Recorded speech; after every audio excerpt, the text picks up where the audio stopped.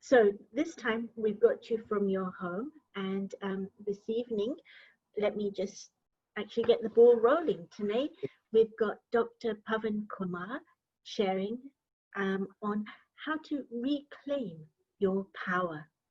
And Pavan's going to be sharing a number of insights. He's a very practical speaker, very entertaining, without making you forget what you want to walk away with. So he's going to be sharing insights on what makes you feel powerless, what drains your power, and how is it that we accidentally give it away. And then what is it going to take for me to own my power? And what are the techniques and things that I can do to recharge myself when I feel like I've been pushed to the limit? Pavan, Dr. Pavan Kumar is a dentist with 25 years experience plus. He's a practice owner, but also a dental educator. So somebody with a very large, full-on timetable. And so I'm going to now click out and allow you to enjoy Pavan. I will return after the meditation to put forward your questions to Pavan. So if you'd like to submit any questions, do it through the question and answer link, and I will then ask Pavan those questions on your behalf. Pavan, all yours. Thank you. Okay, so welcome everybody, nice to join you again. So tonight's talk, talking about feeling powerless, what makes us feel powerless, why do we become like that, and how do we regain our power? And some of the conversation that myself and Aarti Ben were just having now touched on some of the things I want to share with tonight. So let me just start with feeling powerless. I mean, you know, why do we feel powerless? And I was reflecting on my own little journey. And the analogy I came with was once I remember I was at home with my family and there was a power cut. So, you know, loss of power, physical power, electricity. And it was amazing how much impact it had. You didn't realize, you know, all the lights went off, the alarm went off, the phone was off the hook, just had mobiles. But, you know, it was a bit, and it was winter as well, so it's quite cold. Heating wasn't on. So, you know, I felt quite helpless to the point where, you know, I told my wife and my daughter to go to sister-in-law's house and it was warm and they can stay there. And I kind of wrapped an extra coat, you know, 2 coats on to keep warm and stayed in bed and kept the lights on and waiting for it to come on, thinking what's happening. And at that point, I know we're talking about physical power cut, but I think that's a good example or analogy how I felt powerless. You know, it was something out of my control. I'd lost control of what was going on and I really felt I wasn't in charge of what I was doing. And that for me is a definition of powerless, when you haven't got control of how you feel and what's going on around you.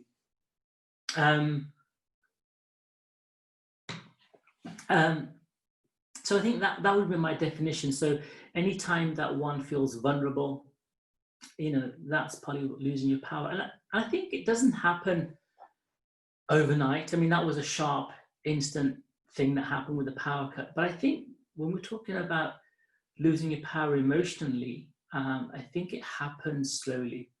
You know, the old scenario of, and I've probably been victim to this at some point, where, you know, things are going on and you kind of feel a bit downtrodden and you feel things are unfair and you just think, you know what, I'll just stay quiet. You know, it'll soon sort itself out. And you just hope that things will change. But slowly what you're doing is giving away your power. And you're giving away your power. And the power you're giving away is what you need actually to change that. And what happens, the situation where you're feeling powerless, the other person involved in it, who's taking your power, is probably enhancing his position and taking more power. So that kind of status quo continues. So I think that's one thing. So it doesn't happen slowly. So I think sometimes we have to be a little bit switched on and make sure that we don't allow it to happen. So it's not the kind of thing that happens overnight. It's a slow, insidious thing that can happen in the background. And I think what tends to happen is, you know, when you feel powerless, you can feel vulnerable, unhappy, frustrated. And sometimes, you know, sometimes recently, I've actually been asked the question about work, and a few times you feel like you're just surviving. But when you're getting that feeling of just surviving, I think that you're losing your power. Um, so I think we can diagnose what it is when you lose your power. It's a feeling of helplessness. It's a feeling of feeling frustration, angry, and it could be with politicians. It could be with your spouse, partner, any kind of relationship. It could be with systems. It could be with finance. So those kind of two things are those kind of few things are kind of or one of the main kind of things where you can lose your power to.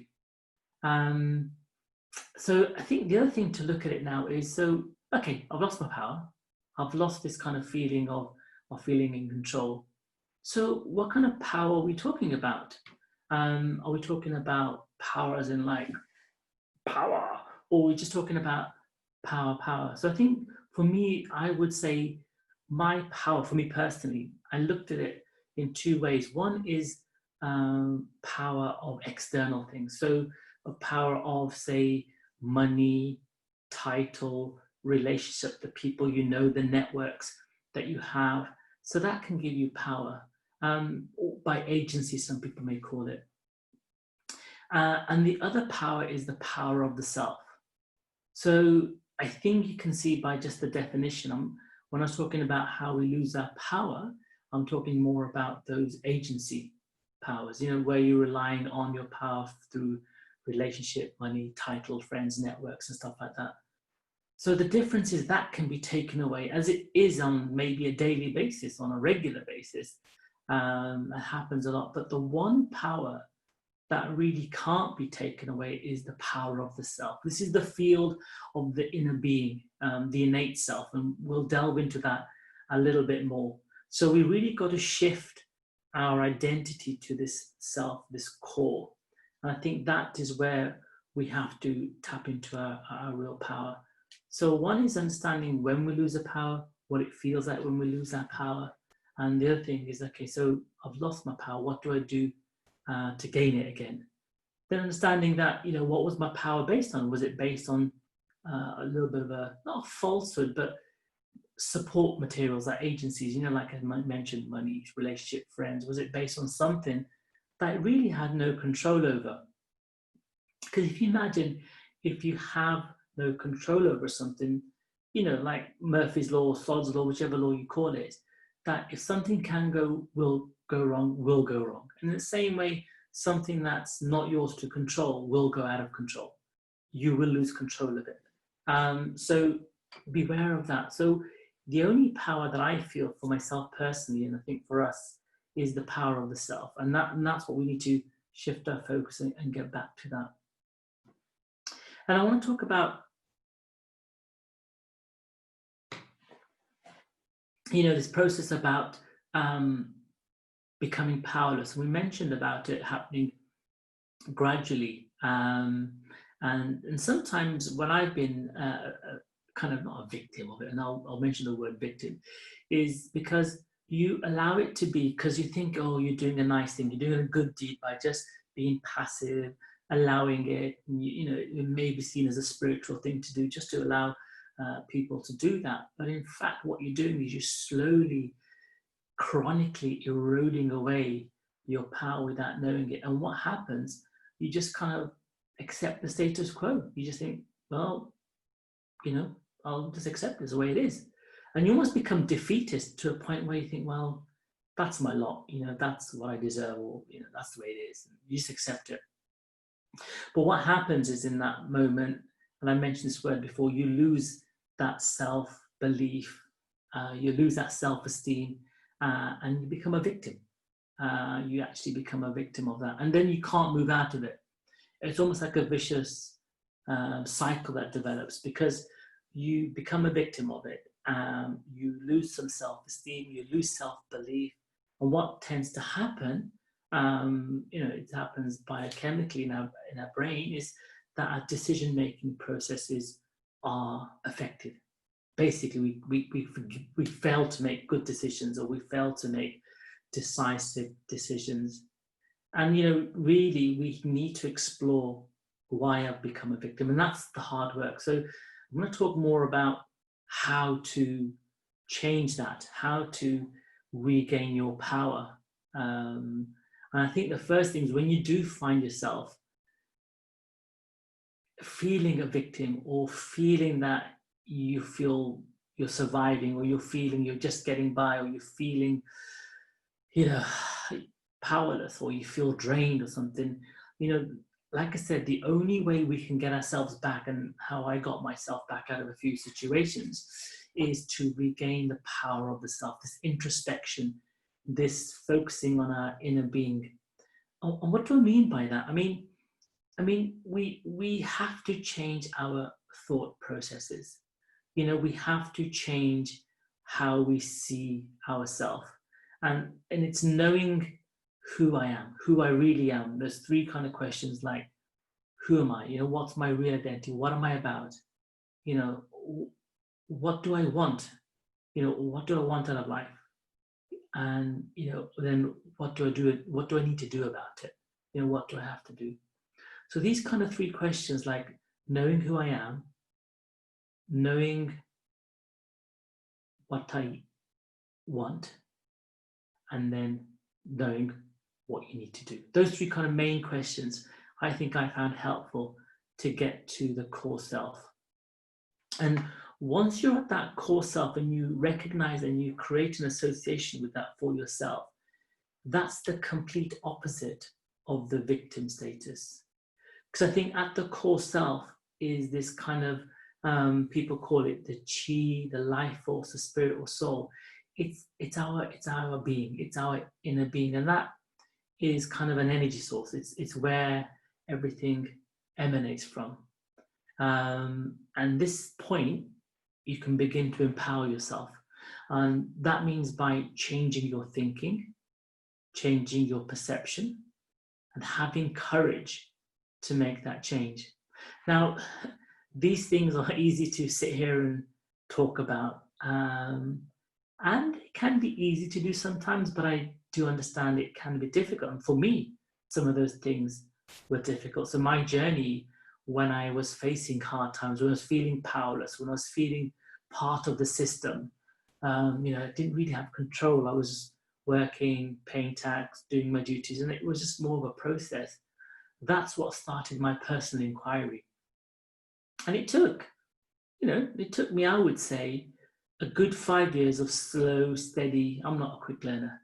It took me a good 5 years of slow, steady practice and exploration to find out who I really am. What am I about? What do I want? And what do I need to do?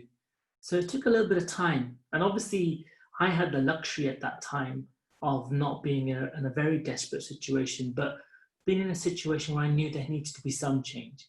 Needed to know that there is a better way ahead, wanted some more enrichment.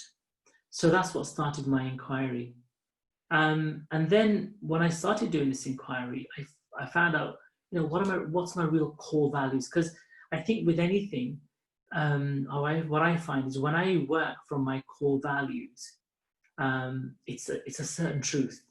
It's a truth of yourself. And if it doesn't agree with someone else, or doesn't align with their feelings or their truth, that's fine, because their truth is their truth. But for my truth to really get away from this powerless feeling, and get into your self-belief, your self-esteem, and your core, or being centered, is to understand your values. And you'll know what those values are. You'll know that you're a person who likes honesty, or you're a person who likes courage, or you're a person who likes straight talking. Whatever those values are, you'll see that in somebody else, and you'll resonate to it, because it's something you kind of, you vibrate the same frequency, and you kind of get attracted to it. And, yeah, I like that. It's something either you want or you've had.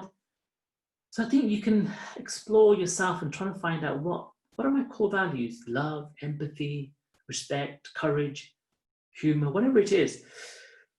And I think for myself, when I work from my core values, say one of them, could be forgiveness or kindness, then when I come from that kind of space, no matter what I do, no matter what I say, I have a certain amount of courage to speak up, to make decisions, to do something, because for me, that is my truth.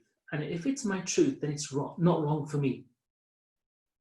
So only you can be the author of your own story. You know, that's the thing. You don't want to allow somebody else or some other entity or some other system to author your story. Only you, only your decision is important for that.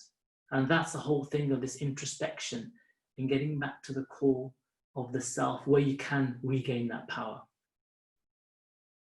So just taking a moment to think back what I just said is like to really connect with your core values. You'll know what they are. You may have one straight away that you can just think, oh yeah, I think I really like, you know, commitment. And then once you know those, whenever you come from that point, it's almost like a filter to change your thoughts and to change your perception. So when you have a thought, if you haven't got this core value sitting in front of your mind or your thought processes, then it'll just go through and your ego will respond or something else, or you'll react, or you'll revert back to being just, okay, I'll stay quiet and let it be. But when you've got your filter of your values, whatever goes through it, you'll respond to it. Rather than react to it, you'll respond to it in a way which is truthful to yourself. So you'll say it with conviction, you'll say it with without any ill intent. You know, so whenever you respond, it'll be non-disingenuous. It'll be a genuine response. So even though it may contradict what someone's saying, but because it's said from your core value, people say, actually, I'll take that. So you're saying it with love. You're saying with a certain kind of gravitas, where people actually take that on board. So I think that's one of the main things for me, is connecting with my core values. And whenever I did something or challenged the status quo or responded to something I didn't agree with, then, you know, I found when I responded, people kind of like, okay, I see your point, and they're more responsive to that. So that kind of made me feel more empowered, you know, gave me self-belief, my self-esteem was intact.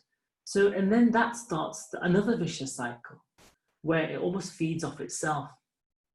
So for me, that was quite a pivotal thing to change my thinking. Because you may think, well, how do you change your thinking? You just don't suddenly change your thinking. Well, yeah, you can't just change your thinking. I can think about red or I can think about blue. It's a binary choice. Sometimes that binary choice of how you think is difficult because of what's happened before, because you've lost your power. Because that way, when you've lost your power, you probably haven't got the courage or the strength or the emotional strength, spiritual strength, whatever strength you want to call it, the power to make that binary choice of, this is how I want to feel. I do not want to feel sad. I do not want to feel belittled. So I think, you know, I think it is as simple as like just trying to think differently. And I think it's easier to do if you've discovered your core values and say, no, this is my truth, say it with conviction, and then things will move forward.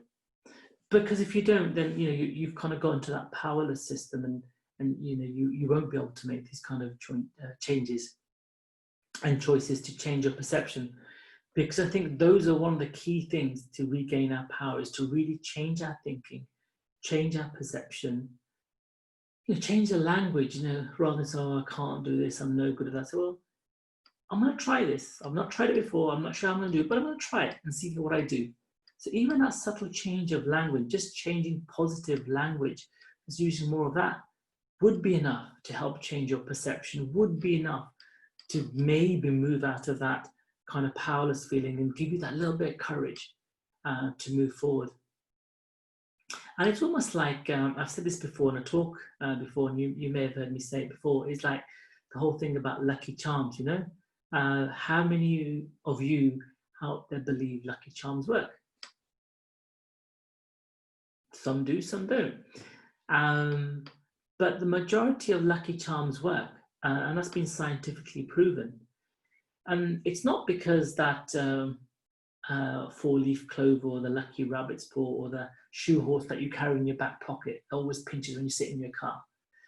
It's not because of that. It's the fact that you changed your perception. It's the fact that you've changed your thinking. So the reason why lucky charms work is the fact that you've attached a positive thing to an item. So you think, okay, I've got a lucky stone in my pocket, therefore I will succeed at this. And that lays that seed of thought. That has changed how you think.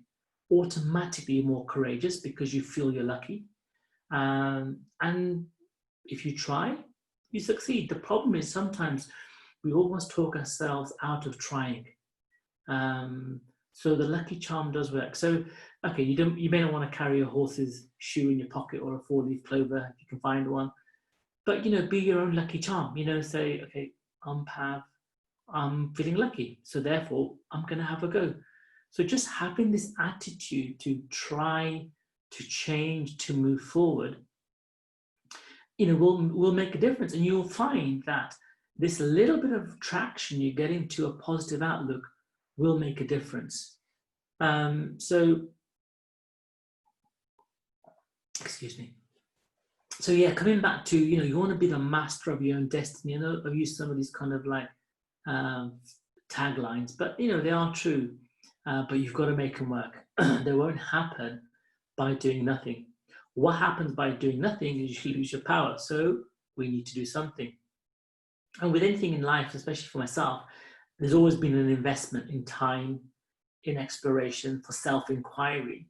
And then you discover some tools. And this is the kind of things I learned when I started to regain my power, starting to understand what my values are, what my core principles are, the kind of the 5 main: love, peace, happiness, truth. Those kind of things that you want, bliss and joy, those kind of things are innate in a lot of people. So you may find your value that you kind of think, yeah, this is mine, is similar or fit into that category of about 5. So once you start this self-inquiry and you take a few steps down of courage and you begin to see change, you think, okay, this is something that could work. And then the other thing is going to be in the same way, like I mentioned earlier when I was talking directly, that sometimes we can step back into our own comfort zone, and that's where change doesn't happen. So stepping back because it feels easier, because it feels more comfortable, you think, it's not for me, I'll go back to where I was. You're going back to the victim. You're going back to the status quo where nothing will change and everything will stay the same. So it's that kind of attitude, that change of attitude to think, okay, no, this is for me. I'm going to write my own story. I'm going to be in charge. I'm the only one who should be making decisions for myself. I'm the only one deciding what happens. I'm not being flippant about it in the sense I understand, like at work, you've got to follow certain procedures and protocols, and obviously you've got to follow certain laws of the land, which is fine. I'm talking about personal things that you can control, where you can stand up and speak out and make a choice, say different things. So those kind of things. And I think the other things I'd mention is just a few things that I've noticed that an easy way where you can lose the power throughout the day. And I was checking myself in my journey where have I done this? And the first thing is complaining. Don't waste energy on complaining. I used to do that quite a lot. I do a little bit every now and again just to see what it's like, but it's much reduced. A simple thing about traffic. Stuck in traffic and you start getting, not road rage, but you get a bit kind of worked up and you get a bit angry and you complain about this, they should do that, the road works this and the road works that, and it always happens to me, it's always on this stretch. There may be observations, but you can sense there's a negative energy with that. And I used to be like that. I used to complain a lot. And yeah, you may have important destinations to get to, you may have a pickup to do, you may have an airport journey to make to pick someone up or catch a flight. So there could be some not so nice consequences stuck in a jam. But the thing is, at that point, when you start complaining, you're wasting energy. What you should be doing at that point is starting to find solutions. And I think the wisdom that comes out of that is to change the things that you actually can. So say if you were stuck in a car and you had to catch a flight or pick someone up from the airport or pick your daughter up from school, or whatever it is, start complaining. You said, okay, I'm stuck in a traffic jam. What do I need to make this right. Move the traffic along, well, that's going to happen in its own sweet time. So, okay, if you've got your mobile phone with you and you're stationary, you may want to use it if it's legal. I think you can't use your phone if the engine's running and the keys in. So I'm not telling you to use your mobile phones, but make communication to somebody when it's safe to do so and legal, to tell them the situation and get your daughter picked up, or if someone else is in the car with you, they can make the call for you. So what I'm trying to say is, when you're complaining, you're losing the power to actually think about a solution. You're not able to change the situation. So concentrate and change what you can.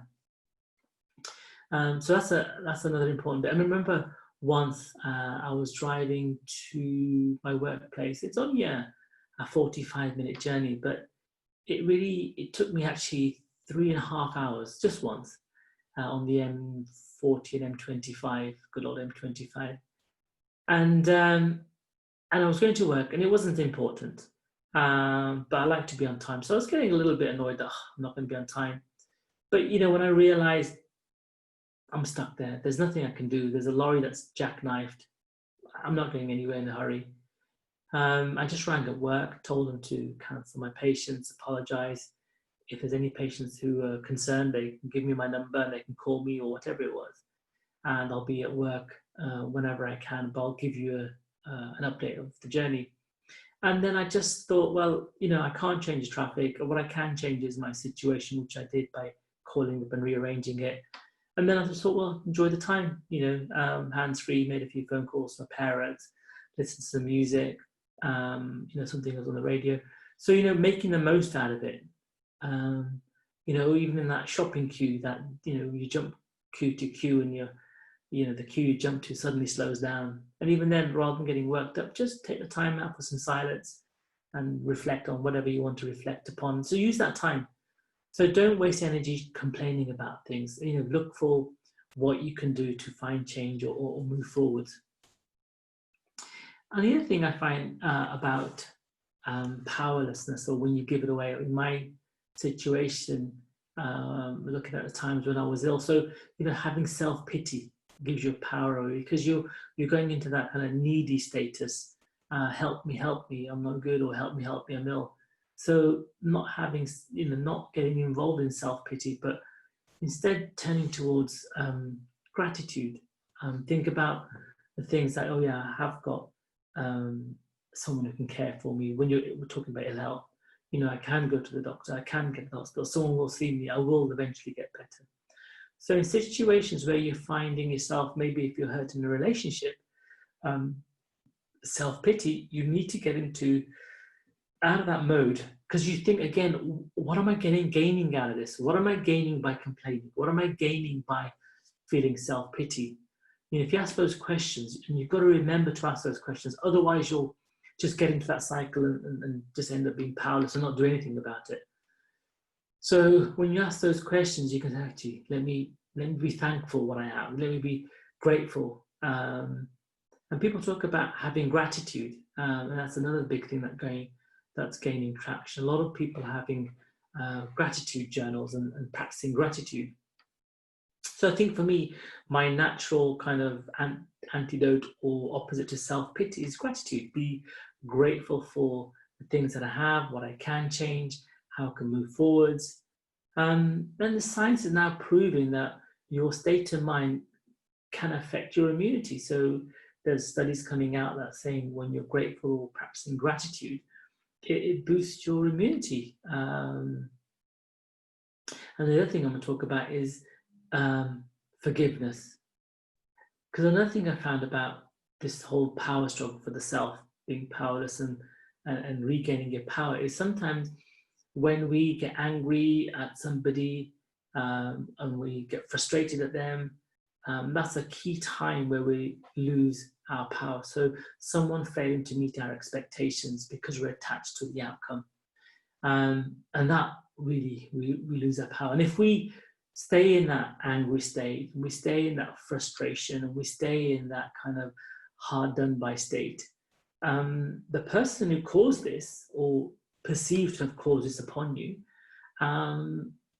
it doesn't affect them. The only person it's harming, the only person who's losing their power is you. So, when you're getting angry and frustrated, the only thing to do is forgive. And forgiveness really allows you to accept what's happened, allows you to move on.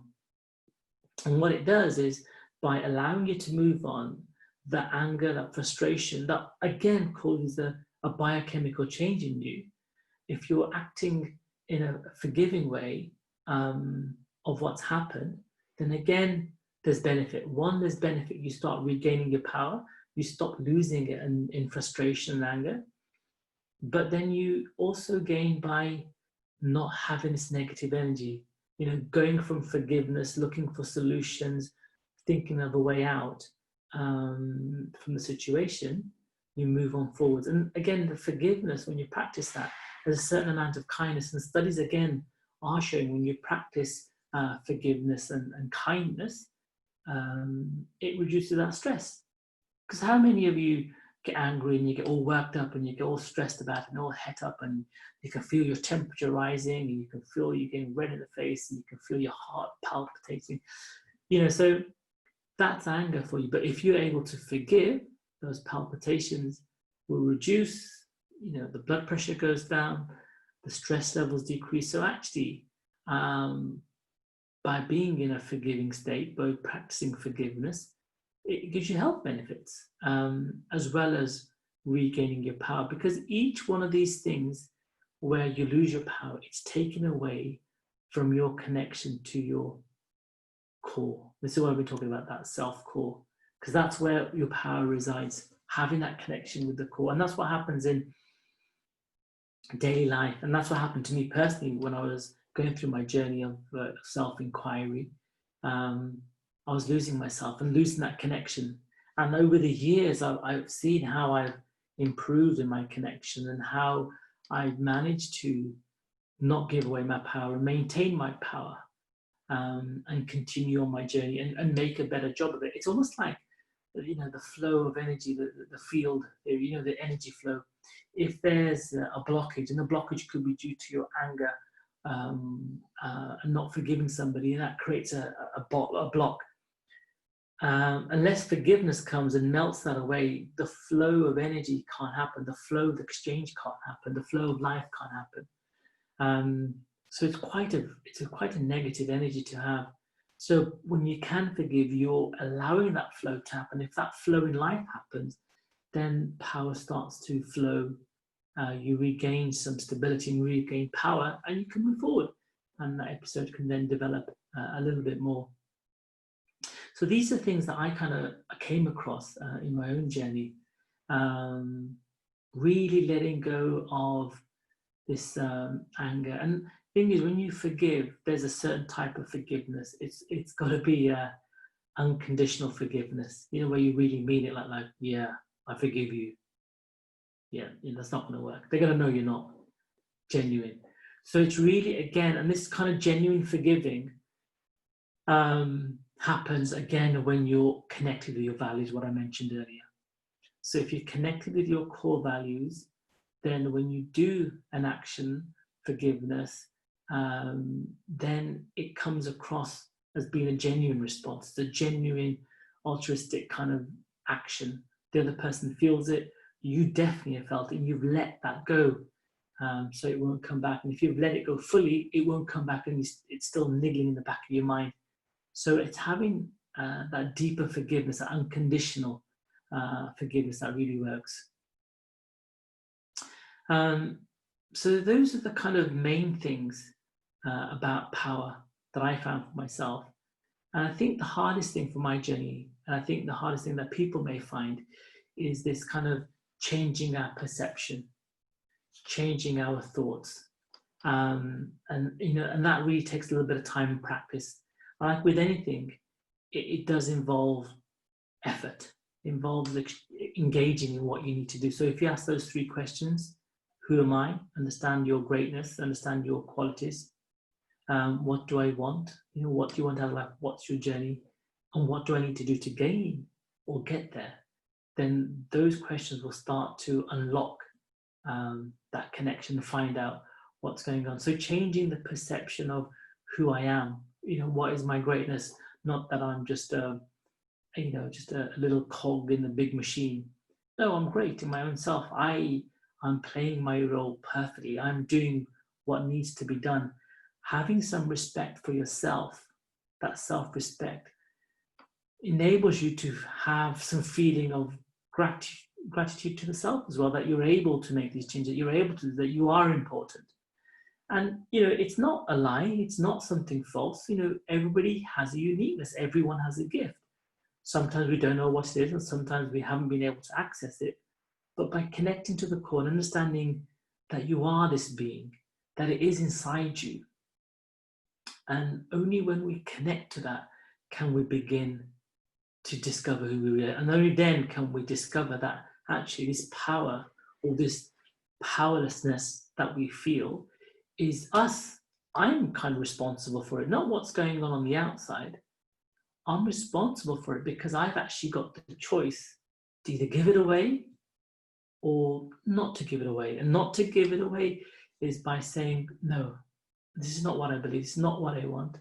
This is my values, this is what I want. I'm going to have the courage to say what I feel and respect myself and stay in my self-respect, because it's who I am. So yeah, you may be a nanny, you may be a father, you may be a brother, you may be a partner, you may be a postman, you may be a dentist, you may be a surgeon, you may be whatever. But that is perfection, because that's your role. You're doing that in the way only you can do. No one else can do that. So, a little thing that I did for myself, or a little bit of practice, is I always tended to, when I was on this kind of journey of self-inquiry and improvement and understanding what I wanted, is to do every task the best I can, just to see how I felt and what values would come out, and practice kindness. Because what I found is, if a little bypass to be more connected with yourself is practice kindness. Go out your way to be kind. And what happens is, just by the act of kindness, biochemically things happen in your body. Chemicals get released, hormones get released, where you feel good. And when you get that feel good factor, like we said before, you'll do it again and again and again. So, just practice kindness and gratitude. These things will become a lot easier. And I found that helped me. And it's almost like a little crutch to get to the next level, because you can go quite deep. And sometimes when you go deep, and I know I've been there, sometimes you're a little frightened to go down inside and maybe face some hard truths and face some fears that you have. But unless we face these fears, then nothing changes. You need to, as I say, move outside the box. And when you do that, there's growth. And in that growth lies the power. So it really is tapping into that and changing a perception of who I am. And don't be ashamed of it. I never go, oh, well done, pal, that's a good day's work. We never pat ourselves on the back. We never have this kind of self-respect for ourselves. So I think, this kind of journey of self-empowerment is kind of a selfish journey, in the sense of, like, you have to start with the self, have to start looking after yourself, nurturing the power unit which is inside us, connect to that power unit. And only when you discover that, that's when you can start to regain your power, plug some of those holes where you can start to lose your power. And what happens, you find lots of ways to do that. Some could be through exercise, some through art, some through singing. So, automatically, sometimes you'll come across something where you think, I feel better. So, only what resonates with you. Could be writing, could be journaling. But these little kind of escape routes to reconnect to your creative side, again, is another way of regaining your power, because it builds that self-identity. It gets you to think about what you're writing, what you're drawing, what you're thinking about. So these kind of things can also help as well. And I found that my creativity in my work helped me to create a certain flavor that I believed in, that was my deeper thinking, my core values that came into it. So things like that can really make a difference, and we can begin to regain that power. And what happens is, when you build that power up, it can get depleted, because we all come across little obstacles in the road, little bumps in the road, and we can lose that power. So it's important to regain and recharge. And some of the methods that I use, and like I mentioned, using creative art therapies and writing and journaling, but the ones that I use personally for myself is having meditation, which really helps. A lot of people are practicing mindfulness as well, which I use a little bit of. So really allowing this time of self-reflection, this pause through breathing, through meditation, to reconnect to that core of yourself. Because without that extra time put aside, it's not going to happen in a busy day, a busy life. So you have to make that time. And when you connect that time, you allow yourself that time for introspection and that connection, healing the self, connecting to the inner power unit, then that's when you can start to feel change. And there's another deeper step beyond that, where the universal power that exists in everything that's connected through nature, in the garden, to the plants, to the animals, to other human beings. There's a whole energy field across the globe which we can tap into, like the network, the broadband network. It's a network that we can tap into, log onto, and in the same way, it's energy field that we can tap into and regain energy. And then there's a deeper step of the kind of higher level energy, the consciousness of divinity and other powers, where you can drain that unending source whenever you feel your self energy is depleted away. So for me, it's a journey internally to discover that kind of everlasting power unit. It is everlasting. We forget that. And once you tap into it, when you do lose your power, which you do every now and again, you quickly regain it. So your major state is in a powerful state, not in a powerless state. So I think I've kind of mentioned the things I wanted to mention. I'm just going to check the time. I think we're just about wrapping up. Artiban, are there any particular questions that I can take, or you'd like to do the questions first, or would you like to do the meditation, and then that'll give people a chance to send in more questions? Okay, yeah, let's do that then. I've got about just about 3 minutes, 5 minutes. 3 minutes is lovely. Perfect. Okay.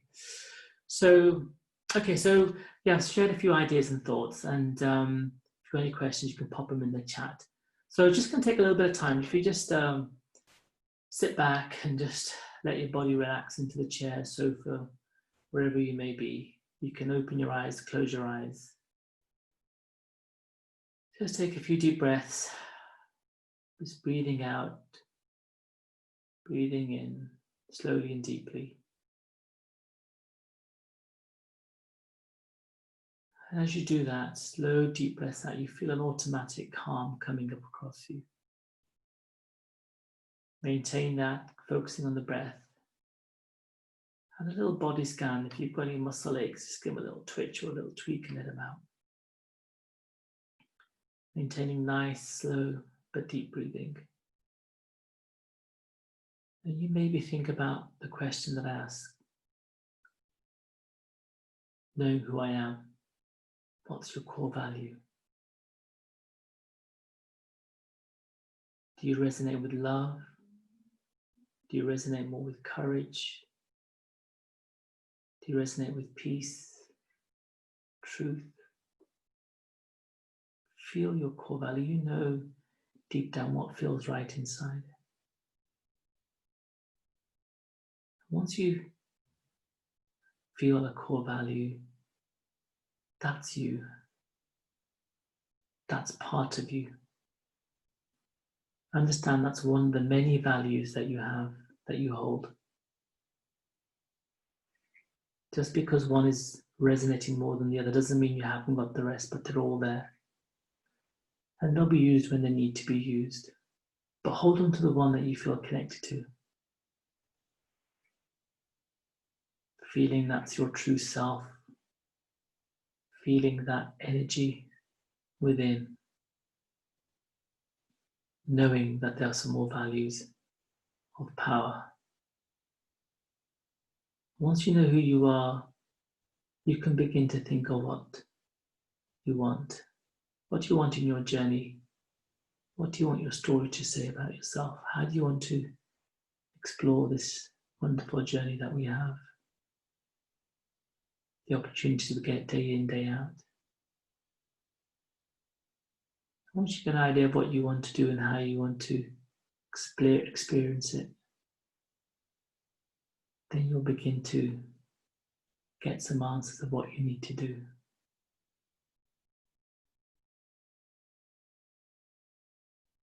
Just holding that thought, the values, the feelings, and the actions that you will create going forwards. Understand that is you, powerful. Understand your right to your own power.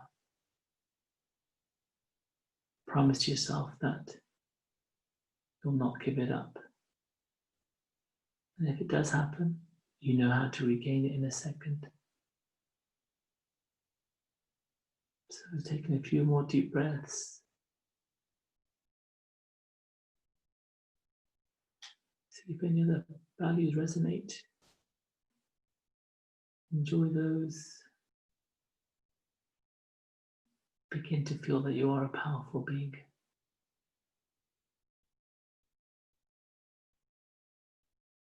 Slowly holding on to those feelings of power. Having a glimpse of yourself. You come back and return to where you are, sitting comfortably.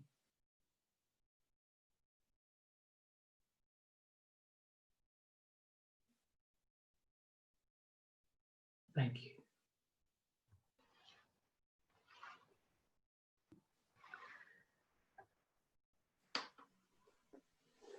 Thank you, Pavan. Okay, we've got a couple of questions that have come in. The first one is, can you give us step by step how to find your own truth and change from weak to strong? So I hope you've got another hour. I think step-by-step approach to finding your own truth. I think the first thing is you've got to allow yourself to do that. Just spend some time quietly and understand, reflect back on times where you felt good, where you felt happy, where you felt in control. It could be a holiday, it could be in a scene in nature, it could be whatever. But understand those moments and how you felt. You felt awe, you felt wonder, you felt exhilarated, you felt uplifted, whatever those good feelings. So find a time in your life where you felt this. And then make a note of it and write it down so it's there, it's in black and white. And you can revisit that again and later on or another day. And then you create a list of these feelings that you felt, these kind of feelings of awe and wonder and gratefulness and happiness and sad, not feeling sad at all. But when you understand that and you think, well, hold on, these feelings happened when I was on holiday. This happened when I was skiing down the slopes with the wind in my hair and, or on a beach with the sun on my back or in nature where it smelled so fresh and alive and the sounds. But I'm sitting in, Harrow, in my room. But you can still feel like that. And what happens is it's showing you that these feelings, your truth, can be that. It's just that you were there and you experienced it, but you still experienced it from away from that point. So it may be on holiday or maybe skiing, but you still experienced it in Harrow, wherever you may be. So that's within you. So what I did was I kind of got all these feelings that made me feel good, and the qualities that I felt people have told me that I have that you sometimes forget that you have. Make that list, and it may be very slow when it starts, but you'll add things to that list. And when that list grows, then you start realizing what you're about. So you can see what you resonate with you, because these are you. These are the feelings you felt, and you can conjure those up anytime you want. And you can maybe ask the help of people around you. So, why are you my friend? What do you think is a good thing about me? Or even ask what's not so good, and you can work on that as well. So I think the step-by-step approach is really having that exploration, getting that investigation hat on and exploring what you felt and experienced and those emotions you had, because those are yours. And you'll know what value is attached to that. It could be fun, joy, freedom, love, truthfulness for someone was so being so truthful. And you want to build on that, because those are you, and you want to bring those out anytime. So when you are feeling disconnected and powerless, you can think, well, that was me, that is me, and I can draw upon that.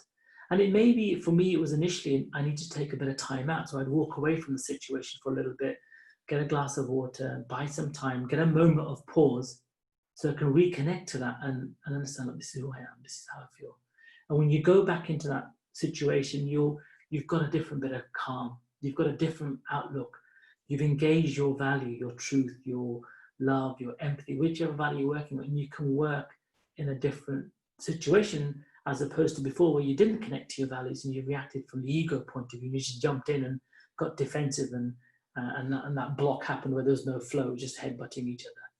So I think the step-by-step approach, I would say, is that self-reflection, that self-inquiry, to work out the times you felt well about yourself and the things that made you feel good, because those are your values. You can carry those with you anywhere you go, and then allowing that time to connect to those again when you feel that you're getting a little lost, or you're feeling a little slip of power.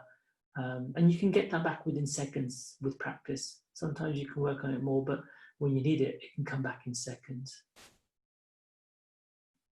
Hope that was most of the answer. I may have missed off some bits. If you have, you can mention it again. Okay, let me, because questions are coming in, and so let me move on, and we might cover other things. So complaining can bring about many changes. For example, we can't accept injustice and loss of our values. So how do you use complaining to bring effective changes? Yeah, I think that's a good question. I think there it is. It's like the definition of complaining. So, you know, what I was trying to get to was the negative side of complaining.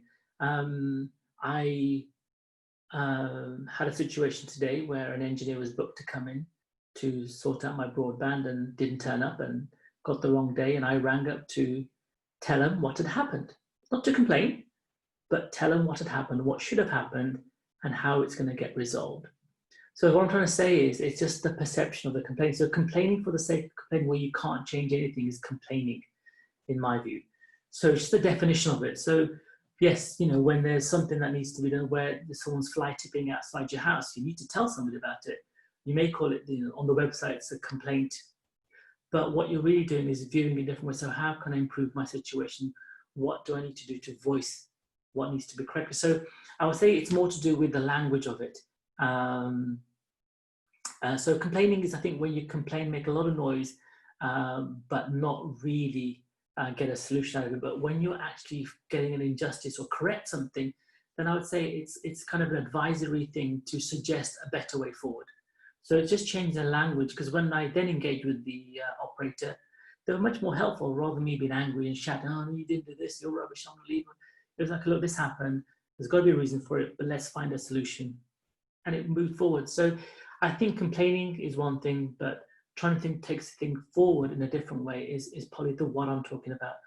Trying to fight injustice, not complaining, but make a stand, have the courage to say it. And when you say it in a genuine way, then you're more likely to have an impact. If it's disingenuous, where you're trying to gain something which is not quite right, then it won't happen. But when you do it in a genuine space to get a better outcome for yourself or people around you, chances are it'll probably get some traction. So that's the difference, I would say, just the definition of complaining. Lovely. Suggesting. Lovely, thank you. The next question is, sometimes the moment of losing power, for example, when you feel rejected, is so overwhelming that it's impossible to react in a rational way. Do you have any thoughts on how to deal with the situation at that moment? Yeah, I've been there.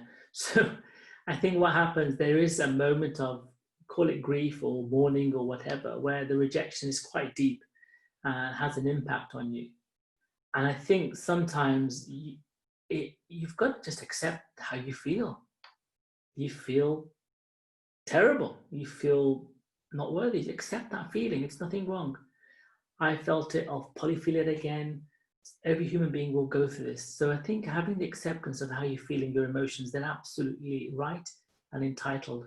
So accept that feeling. You may feel really poor and low and everything. So the first thing when I look back on these kind of things is like when I was immature in my development, I wasn't accepting them and I just kept fighting and kept going back to that feeling of rejection. But now it's like, yeah, I feel a bit disappointed, I feel a bit sad, but then I change my perception. So the first thing is when you find it hard to change, just accept the feeling. Accept how you are and accept the fact that it's common humanity. We all feel the same. So you're not different, you're not alone, it happens. So in that you find some solace.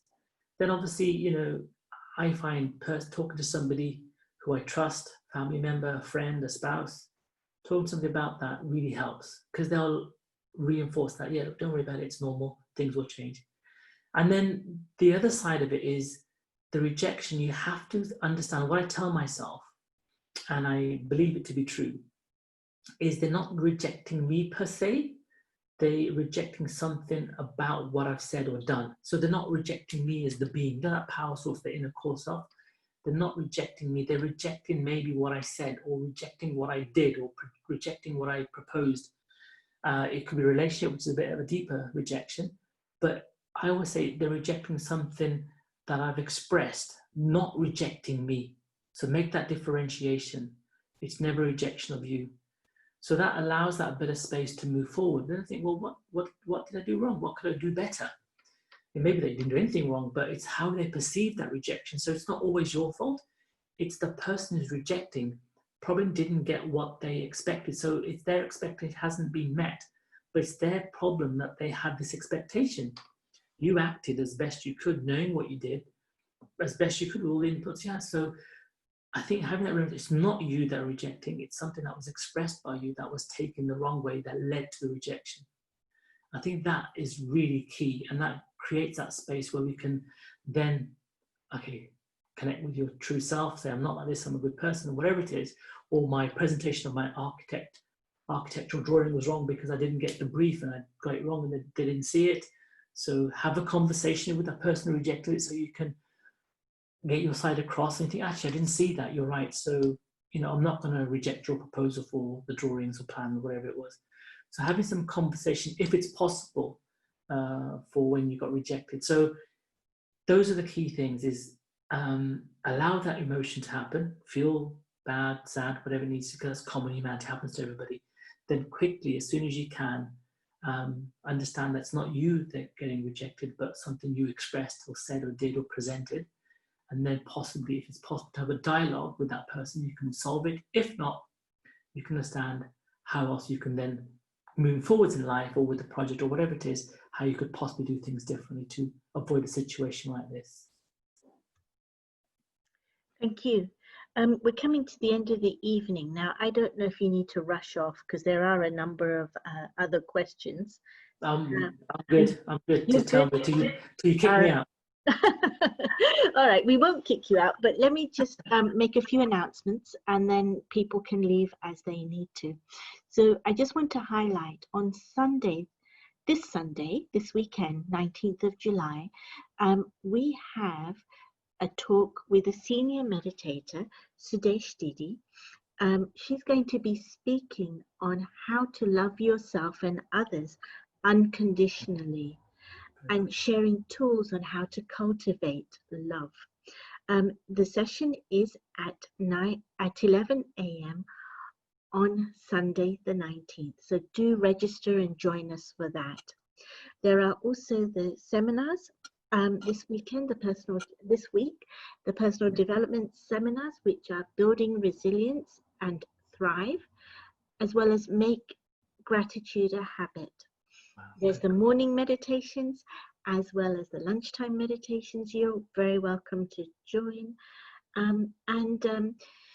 If you'd like to pay this forward, if you'd like to see the talks continue, if you want to share it with friends, that's amazing. That would be great. Please do so. But if you'd like to pay it forward, all you need to do is go back to the Inner Space website, and there's a link that says donations in the menu bar, and you can make a donation online. But please do tell your friends about it as well.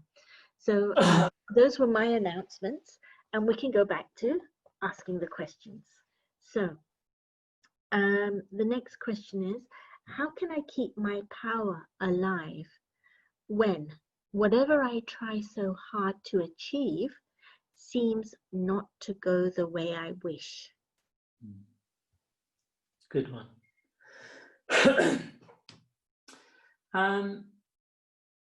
Yeah, it's a little bit like that rejection scenario where you need to understand why isn't it going the way it should be going, because you're putting a lot of effort in and you think, okay, this time it's going to be fine, it's going to be fine, it's going to work, and then it doesn't happen, and you think, well, I did the best I could, and then you got to get yourself up again, put all that energy and power again, and it may not happen, and it depletes power pretty much because you put a lot in there and your expectation may be quite high and it doesn't come off, and the drop is equally in length on the way down. So it can be quite draining. I think what to remember is what I mentioned earlier about the person who got rejected. It's the expectation not being met causes the rejection. So in the same way, whatever I put in power, put in a lot of my energy to move something forwards, and it doesn't happen, I do get a little bit disappointed, but I think it wasn't in vain because what needs to be said was said and done, it's out there. But what I need to do, think, well, what more could I do? There's always something more you can do. And then again, a lot of, this journey is quite exploratory. You have to find out what else can I do? Was the person listening not thinking that way? Did they want to hear something different? Or did I do something that wasn't quite seen in the way it should have been seen? And then represent it again in a different way. And eventually it will get done. There are certain circumstances where you'll have to just basically maybe get a second opinion. Say, look, am I doing this right? Am I missing something obvious, just to make sure? But the other time, sometimes when you've kind of got to a point where you've kind of done it again and again and again and again, you must think, well, hold on, there's something fundamentally not right here. And sometimes you may just have to step back for a little bit, allow for some time for learning or breathing or regaining your power to go again. So I think it is quite important to try and have a healthy understanding of how many times you can try again till it becomes detrimental, where you lose hope. So I think you've got to try again and again and again to a point where you think, hold on, this is done 3-4 times, it hasn't happened. So am I really missing something? Ask somebody that, does this sound right? Am I missing something? Maybe get some more help and then take it forward again. Or you may learn something, actually, I should have done this way, or I should have done this, and then it may succeed. But equally, something, no, that sounds fine. It may be on the other side where it's not happening, and therefore you may have to change arena, change the person, change the situation, change locality, whatever it is. You may have to do something drastic. But it's almost like that kind of that salesman, the double glazing salesman, where you've got to keep knocking on the door till you get that sale. And to keep that power alive, that was the original question, you've got to have self-belief in what you're selling is the best product. So in the same way, whatever you're getting across or even putting the energy in, having that belief that the self is the best project. So that will buy you a lot of mileage when you get, say, multiple rejections. And so I think that's the thing, just having the belief that whatever you're selling or putting forward is the best thing. And then when you've got that self-belief, you'll have a lot more energy. When you don't believe in something, your energy quickly think, well, you're not going to sell it, are you? Because you don't believe in it so much. So, maybe understanding what you're pushing forward is have full belief and understanding in that, and then take it forward. And you have the energy to keep pushing it until it reaches its goal. Or then you'll maybe discover, actually, I need to change this to get it over the line. So I think having that belief of whatever you're putting forward is the best thing, and that will itself give you that energy again and again. But ultimately, if it comes down to you've done it a million times, you think, actually, I may need to change something, what I'm selling or what I'm doing or what I'm putting forward, or change who I'm telling it to or selling it to, or change the situation there. So there's a couple of things to take away from there, and I think they worked well for me. But having that belief in what you're doing is the main key to re-energize that power, and that belief in yourself as well, importantly. Hope that's okay. Hope that answered the question. Thank you. Yes. Next question. With so much going on, we become depleted and actually identify weakness with weakness. And when you are the main person your children, family look up to, how does one get courage back? Because weakness or weak situations become stronger. Okay, deeper question. Yeah, I think for me, I've got a family, I've got responsibilities, and I know what you're saying. You have to be that beacon of light, the pillar of strength, and you've got to keep showing that and be that. So there've been times where I know I haven't fulfilled my duty as best I could, and I wanted not to show that weakness, and I took it upon myself. Took it upon my shoulders and burdened that and carried that with me. And that had a detrimental effect on me. It affected my mood, it affected what I did, it affected how I interact with people. I became a little bit withdrawn. But I thought that was the right thing to do because I didn't want to show that weakness to the family or to the people around me. Eventually, it got to the point where I knew that wasn't the right thing. So there's two things. One is, again, sharing your feelings with the people. If it's a conversation you can have with somebody who's understanding, your child may be too young to have a deeper conversation, or your spouse you can have a conversation with and share what you feel, because lo and behold, you tend to find the person that you don't want to show this weakness to or let down, they're more than happy to help. They're absolutely more than happy to help. And they may even tell you off for not coming to them earlier and that you've been through that. Because if a person came to me or came to you, you'd instantly help them out and said, oh, don't worry, we can do it together. So I think the first thing is either have a conversation to the person that's involved in this perception of weakness and not doing your duty. I think for me, what I did was I was determined. I was that double glazing salesman. I was more determined to find inner strength, to find what I needed to do, to build upon what little strength I had left to keep this going on, to keep this kind of show of strength, which may be right, which may be wrong. And for me, it seemed the right thing to do rather than having that conversation, which for me at the time seemed harder. So for me, the other thing is to develop your inner strength, to keep that strength, that power going, so you don't show that weakness. Now, that would work if you put the power in, and it could take the work in to discover that, and it could take a little bit of time, and you may not have that time because things are happening very fast. So the conversation then comes back.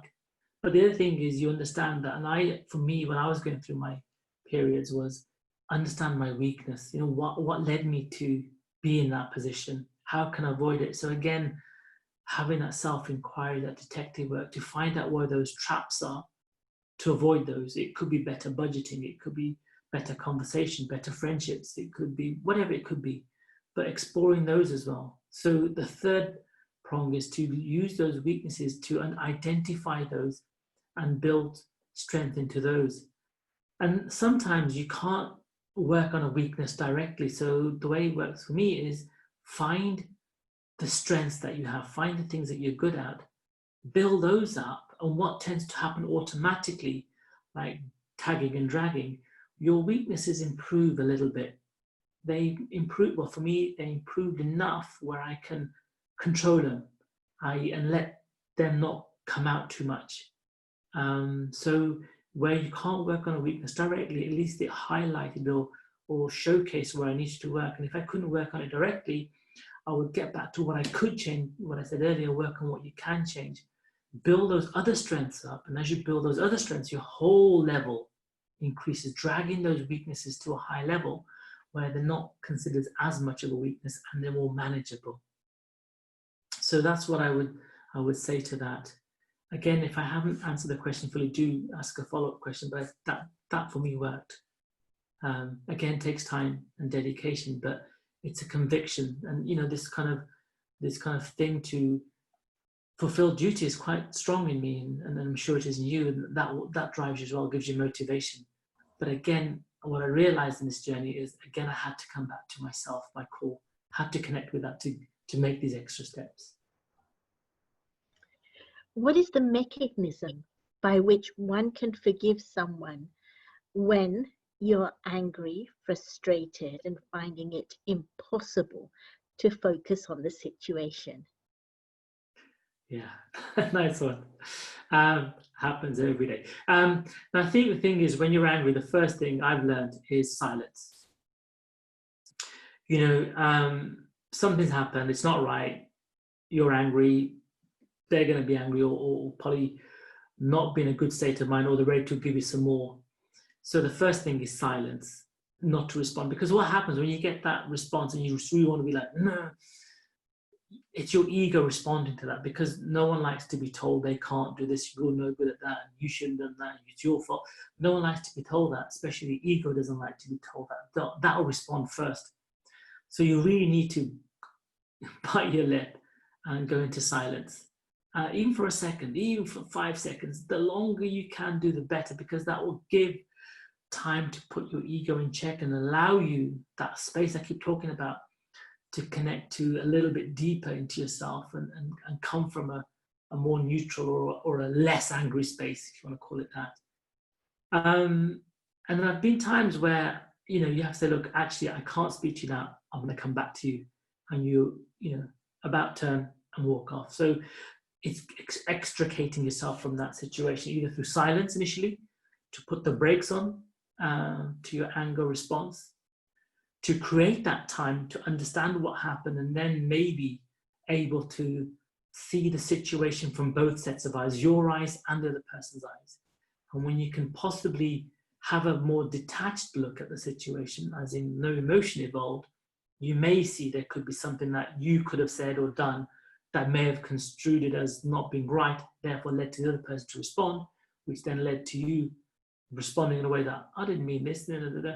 So it's allowing that space, and only through silence or stepping away from the situation, and then looking back at it later on, i.e. letting the dust settle or sleeping on it overnight, and then seeing it in a kind of a neutral space and saying, actually, you know what? Yeah, maybe I shouldn't have said that, or I could have said it better. Or you may say, you know what? No, I was right. I said what I said and I totally believe in it. And again, when you feel like that, you can say, look, I'm sorry you feel that way.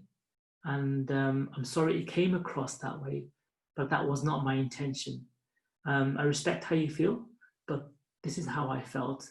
So let's leave it at that, and maybe we'll talk about it later, or we'll leave it for another day and walk away. So that kind of forgiveness is kind of true. It's deep, it's genuine, in the sense of, like, you understand that they may have seen it wrongly, and you understand their truth may not be your truth. So you can understand, actually, I can see why they could have got angry. I know my truth. I'm happy with what I said and did, so I'm sticking to that. But for them, they didn't see it that way. So it's almost allowing them to say, well, no, you can feel like that. It's quite okay. It's not what I believe in. And I don't think it's correct, but you're entitled to that opinion. So let's accept it the way it is, and we'll talk about it later. So it's trying to maintain that genuine feeling when you forgive somebody. And like I said, only forgive them if it's genuine. They're like, oh, I'm sorry. Are you really? Yeah, absolutely. 100%. I'm really sorry. Yeah, that's not going to work. So don't say it. Just take some time out and then come back to it. And just say it like the way I was saying that, I believe what I said was true. I'm sorry you didn't see it that way. But let's leave it at that, and maybe we'll talk about it later. So I think creating that space is important, through silence or walking away for a situation. I think you've mostly answered the next question, but you might have something you want to add or expand on. And it is there ever a good time to walk away? And is this powerful? Yeah, I think there is a good time to walk away. I think there's two things, because walking away shouldn't be seen as negative. So sometimes when you walk away too quickly, it may infuriate the other person. So, apart from, say, like when I say have a disagreement with a person or a patient, you must ensure that the person's safety. So you just don't storm out and leave the other person vulnerable, even though they may be upset. So I think storming out sometimes is a little bit too much. I will just take a few seconds, just check, the person's safe and secure, and just say, look, I'm leaving this conversation. I'm not prepared to have it now. So I'm leaving now. So announce that you're doing it. So there's a good way to do it. Just because you don't want to leave something and something happens afterwards and you have regret, oh, I should only stayed, I should have done that. Just say, look, I'm not enjoying this, it's not going the right way, it's not gone how I expected. I'm going to end this conversation. I'm going to leave now, so we can pick it up later, or let's give it a few days and we'll connect later. So I think when you walk away, announce it, make sure it's happening, so you've told them and they know it, and they'll accept that more, actually, rather than walking away and say, well, how dare you walk away? You know, it could inflame the situation. So whenever I'm on the phone sometimes, I'll say to the person, look, this conversation is going nowhere. I'm going to end this conversation. Is that okay? Almost getting permission. So they're like, oh, okay. Or to say no, say, look, I'm really sorry, but I have to end this conversation. I'm going to put the phone down now. And then, you know, so announce it. So there's a proper way to walk away. And the other thing is, but do it soon. Don't stay there and take in a firing line. Don't keep taking bullets. So as soon as you feel uncomfortable and you think it's not going to go right, make your announcement, stage exit left.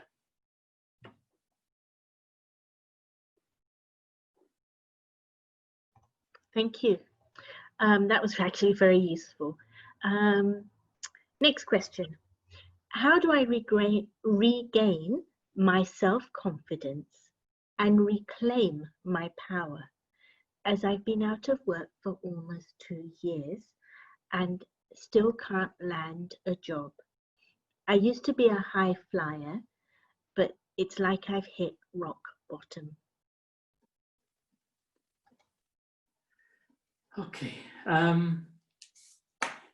So I've been to rock bottom or close to it and back. And the good thing about it, there is a bounce back from there. That's what I felt anyway. So yeah, there's going to be a bounce back. There always is. And sometimes you think you've hit rock bottom. In my case, there's a bit more to go still. And it's hard, but you do bounce back. I think with confidence for myself, and you know, I think it probably applied to most situations, is the fact that, and I did it late, but I did it and it did work out, is you're going to have to rebuild. You know, with anything, it's like deconstruction, reconstruction. And in my journey, I had to deconstruct some of my false ideas and reconstruct the true identity of who I am. That is questions I asked myself. So one of the ways to reconstruct confidence and you know, is to actually write down a list of all the things you've achieved.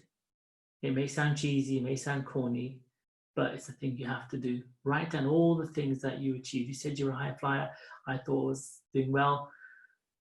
And I'm sure these things are true. So write down the things that you're good at. You know, what got you into the position that got you there in the first place, because those are good qualities. So get them out there. Write them down on a piece of paper, because they're your qualities. You know, crystallize them, black and white. And once you've done that, you will then start to see, actually, yeah, okay, this is me. And what you'll do, you'll draw up a list of how you were back in the heyday, in the golden age, you know, when you were there. Obviously, times are now more difficult, and you've kind of identified with the situation now, and hence losing that connection to your true self, because that confidence that you're kind of lacking is because you've disconnected to the values and the qualities you had when you were high flying, when I was high flying, when I was in my kind of prime kind of thing. But like I said earlier, with the emotions that when you're, say, skiing or doing something, or you're feeling exhilarated, they're inside you. So these qualities at the beginning, when you were in a position, they're still there. They're still there inside you somewhere. They just need an arena to be expressed. So I think the first thing is to regain confidence, is to just start thinking about, this is you, this was you, this is you, this will be you.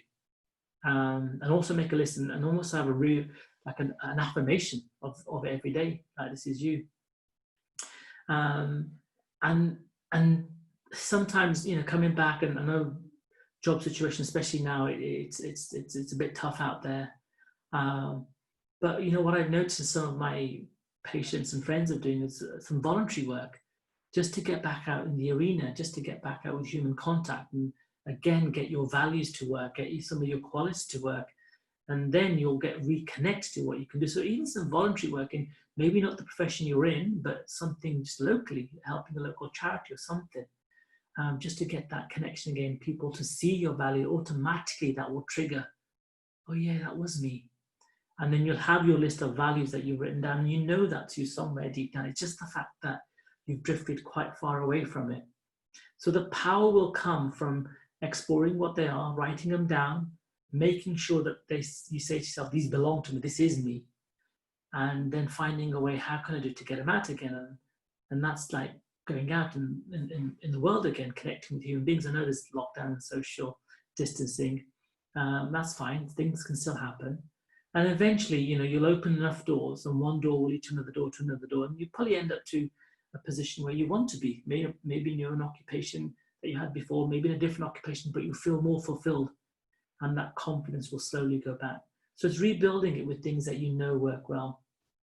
Like I said, an early thing is, work on things that you're good at. That automatically builds confidence in that, and again, they will hopefully lift the other ones out a little bit so you can get confidence back in that. But I think the key thing is having that social interaction at a level where you're almost doing voluntary work, where you can rekindle that belief again, because it's there.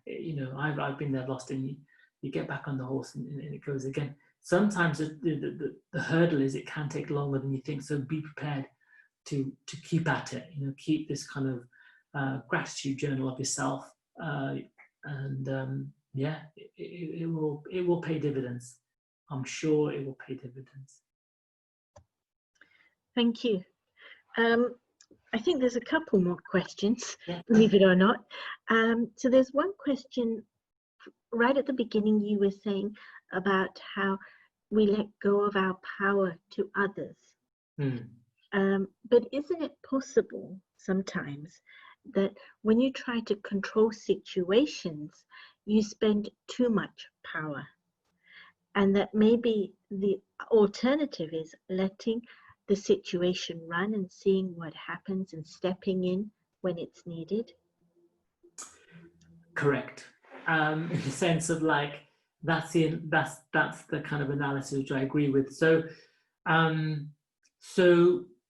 fighting the battles, and like I said earlier, that you can win, and change situations that you can change, and not what you can't change. So it's like trying to make the change that you want to implement. If it fails, it fails, and you think, actually, this is going nowhere, then you conserve your power. You've made it known what needs to be done, and you've kind of made the comment of what needs to be said, so it's out there. But change's not happening yet. The time probably isn't right for whatever reason. Maybe your conviction isn't there, or maybe the person listening isn't open to that suggestion then. So yeah, you're right. I agree with you. It's time to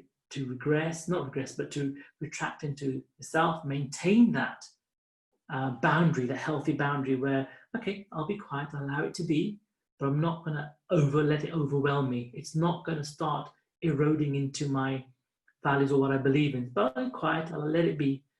But that's the balance, that boundary. You've got to have a healthy boundary where you know where to stop, because you're pushing, and you're thinking, like the earlier question, you're kind of losing the power because it's not changing. So you should step back a little bit into your boundary, the line of control, but don't allow the situation then to go past into your being, and then you're losing your power. So it's maintaining that boundary. And when you feel that change, actually, I don't feel comfortable, it's happening again, this is exactly what I was saying, then you can maybe step out with that renewed power and go back into it. So yeah, I totally agree with that. Having a situation where you're staying quiet enough to let the status quo be, but you can only do that if you're sure that you're not allowing your self-esteem, your self-belief to be eroded, your values to be eroded. So you're kind of quite firm. Because if you're connected with yourself, you'll feel, actually, I don't feel right. That doesn't feel good. You don't feel nice about it. So you know that you're allowing it too much. And you've got to step up a little bit and make that kind of push for change. So yeah, it's a bit of a push-pull, but the main thing, like I'm saying, is understand that boundary. So have a healthy boundary where you're pushing enough that you can make change, or you're resisting enough with enough internal power not to take your self-belief and self-esteem away. Thank you. And I think this is the final question. Can you remain spiritually powerful all the time? Okay, yes, but with some caveats. The aim is yes, you have to. I think what it is, it's basically, that's my aim. You know, I aim to have a connection with myself all the time, to my inner core, so I don't lose that connection. But you know, you do lose it sometimes. You're tired, or you just haven't invested the time that day. Something's caught you off guard. So technically, you can't maintain it all the time. But the ideal is to maintain it all the time. And the things that I do, and things that we can all do, is practice at maintaining that connection, whether it's through art, whether it's through meditation, mindfulness, breathing, whatever connects you to that, takes you to your core, and then stay in there. So we're shifting from an external perspective and going internal. So rather than looking at our senses and hearing what we hear about this and that, seeing what we see, the news, the this, the that, rather than that, allowing us to lose our power, our spiritual power, is to go inside and live in that space of our core values, our spirit, our soul. So that soul consciousness, that internal belief where my filter of all that comes in, the filter of all my senses is peace, purity, love, courage, empathy, peace, everything like that. So whatever comes in goes out, goes through that filter. So whatever I think, whatever I say, whatever I do, has that value embellished on it. So the aim is to be like that all the time. I try hard, and I'm sure I'm not like that all the time, but that's the goal. And I think we can all try to be that, because if you're trying to be that, you're doing pretty well. You're going to be pretty good. So I think the perfection point will come many years down the line, but the more we practice at it, the more we can maintain that for a longer period, and hopefully forever. Thank you, Pavan. There are many people saying thank you. They thoroughly enjoyed the talk. Thank you. So yes, we hope to have you back. I enjoyed it too. Thank you. Thank you. And I also want to thank everybody who stayed on. All it takes now is to say good night, and look forward to having you all back soon. Thank you. Good night. Thank you, everybody.